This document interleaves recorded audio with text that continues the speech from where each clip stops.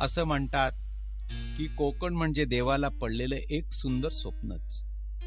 आणि अशा ह्या कोकणातलं एक निसर्गरम्य आणि स्वप्नवत ठिकाण म्हणजे अलिबाग. अलिबाग निरूपणाच्या माध्यमातून लाखो दासांचे जीवन प्रकाशमय करणाऱ्या थोर निरूपणकार महाराष्ट्र भूषण डॉक्टर नानासाहेब धर्माधिकारी यांचा अलिबाग.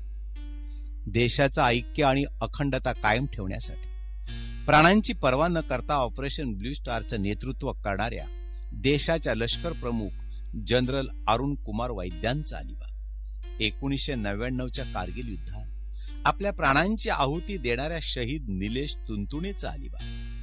हिंदुस्थानच्या सागर मार्गावर आमची सत्ता आहे आणि आमच्या पूर्व परवानगीशिवाय तुम्हाला या सागरी मार्गावर पाऊल ठेवता येणार नाही, असे परकीय सत्ताधाऱ्यांना ठणकावून सांगणाऱ्या शिवाजी महाराजांचे आरमार प्रमुख सरखेल कान्होजी राजे आंग्रेंचा अलिबाग.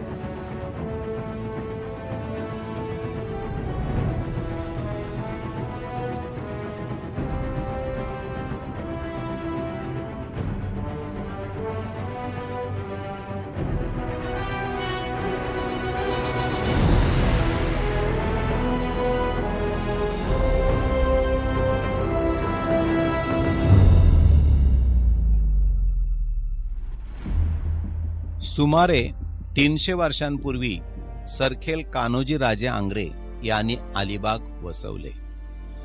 त्यानंतर 150 वर्षांनी म्हणजेच 1864 साली त्यांचे वारस सरदार चंद्रोजी राजे आंग्रे यांच्या हस्ते अलिबाग नगरपालिकेचा कोनशिला समारंभ पार पडला.